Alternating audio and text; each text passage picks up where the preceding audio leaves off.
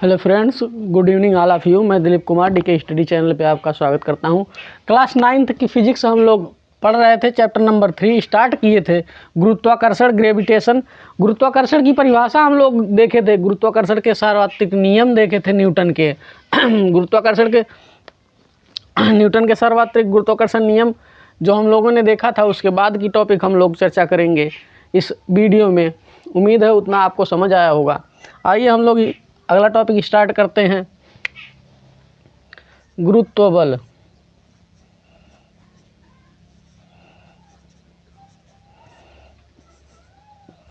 गुरुत्व बल, पृथ्वी जिस बल से किसी वस्तु को अपनी ओर आकर्षित करती है उसे गुरुत्व बल कहते हैं। पृथ्वी जिस बल से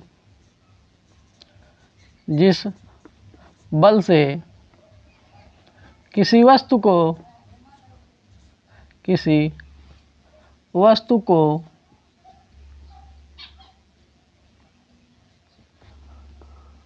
अपनी ओर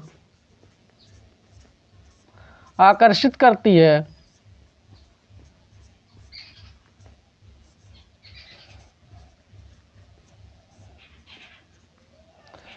उसे गुरुत्व बल कहते हैं। गुरुत्व बल कहते हैं।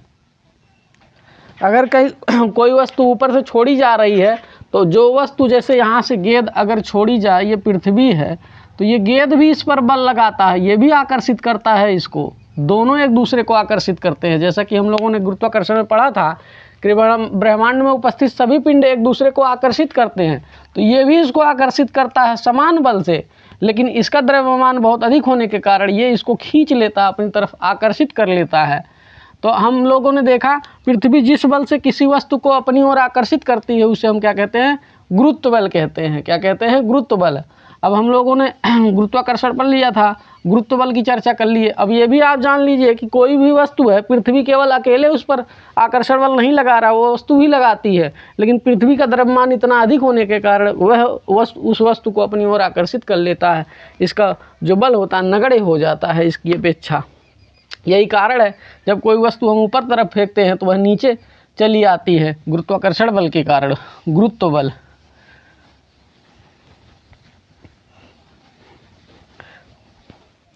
गुरुत्वाकर्षण बल के कारण बहुत सारी क्रियाएं आप लोगों ने देखा होगा।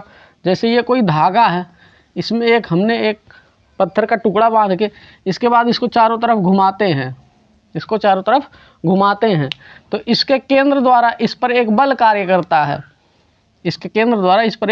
करता है। ये गुरुत्वाकर्षण के अधीन है। यह इस बल को अभिकेंद्र बल कहते हैं। क्या कहते हैं? अभिकेंद्र बल कहते हैं।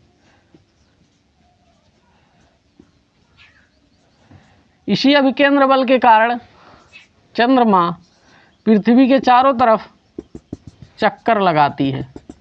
इन दोनों के केंद्रों द्वारा एक बल कार्य करता है जिसे क्या कहते हैं?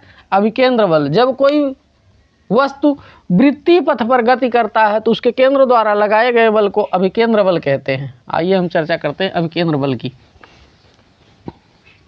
अभिकेंद्र बल क्या होता है उसकी चर्चा करते हैं हम।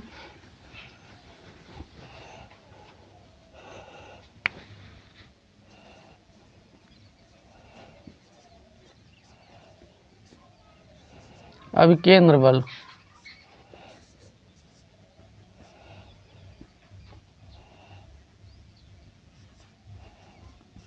जब कोई वस्तु वृत्तीय पथ पर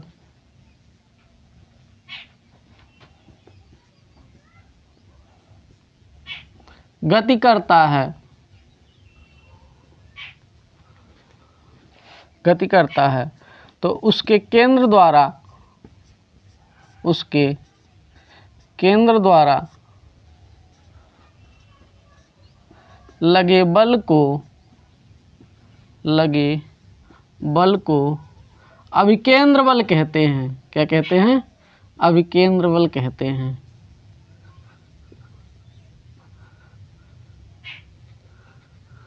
जैसे हम रस्सी में पत्थर के टुकड़े को बांधकर ऐसे ऐसे करके घुमाते हैं तो वो अभिकेंद्र, दोनों के केंद्रों द्वारा बल लगाया गया है जिसे अभिकेंद्र बल कहते हैं, वही उसको संतुलित कर रखा है। नहीं तो जैसे ही हम छोड़ देते हैं तुरंत वह बहुत तेज़ी से भाग जाता है, तुरंत वह तेज़ी से हट जाता है। तो उसके केंद्रों द्वारा एक बल कार्य कर रहा है जिसे हम क्या कहते हैं, अभिकेंद्र बल कहते हैं। आइए हम चर्चा करते हैं मुक्त पतन। मुक्त पतन,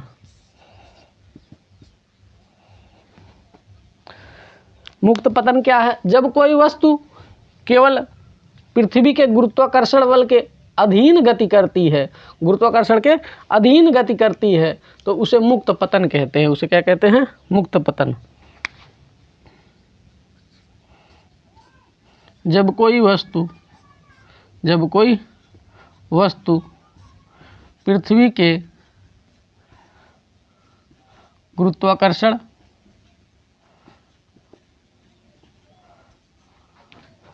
बल के अधीन गति करती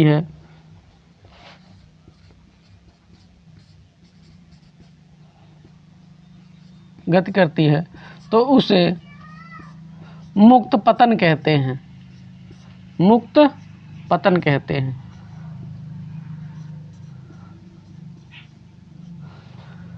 जैसे यहाँ से हमने कोई गेंद छोड़ दिया या फिर कोई वस्तु अटेंडम हमारे हाथ से गिर गई तो वह केवल उस पर गुरुत्वाकर्षण बल ही कार्य कर रहा होगा, उस पर कोई दूसरा बल कार्य नहीं कर रहा है, तो उसे मुक्त पतन कहते हैं। जैसे यहाँ से हमने बॉल छोड़ा, ये पृथ्वी पे आ रही है तो ये गुरुत्वाकर्षण बल के अधीन गति कर रही है, गुरुत्वाकर्षण बल के अधीन गति कर रही है, इसी को क्या कहेंगे हम?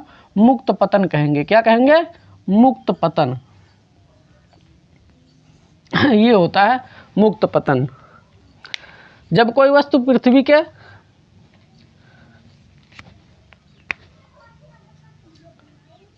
पृथ्वी के गुरुत्वाकर्षण बल के अधीन गति करती है तो उसे क्या कहते हैं? मुक्त पतन कहते हैं। जैसे हमने कोई बॉल छोड़ा तो वो धीरे धीरे पृथ्वी की तरफ आ रही है, उस पर केवल एक बल कार्य कर रहा हो, वो गुरुत्वाकर्षण बल, वो पृथ्वी का, तो उसे हम क्या कहेंगे? मुक्त पतन। हमारे हाथ से कोई वस्तु एकाएक छूट जाए तो वह नीचे की तरफ आती है, वो भी क्या होता है? मुक्त पतन होता है।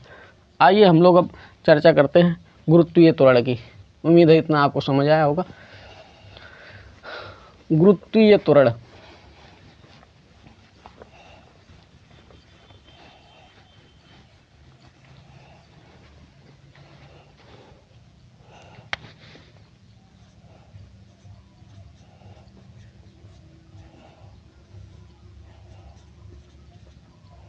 गुरुत्वीय त्वरण। जब वस्तु गुरुत्वाकर्षण के अधीन, पृथ्वी के गुरुत्वाकर्षण के अधीन गति करती है तो उसके वेग में परिवर्तन होता है।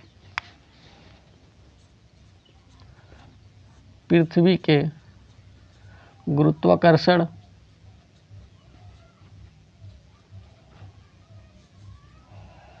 के अधीन जब वस्तु गति करती है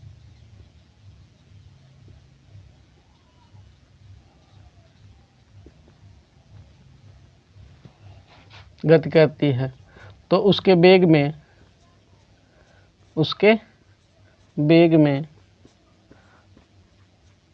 परिवर्तन होता है।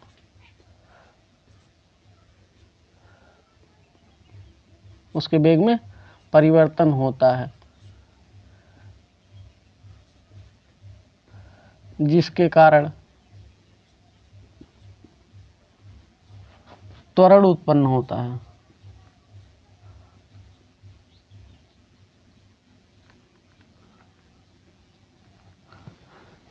जिसे गुरुत्वीय त्वरण कहते हैं। या फिर दूसरे शब्दों में कह सकते हैं, कैसे? दूसरे शब्दों में कैसे कह सकते हैं?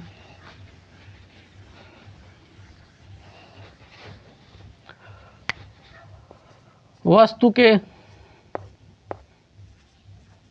मुक्त पतन के कारण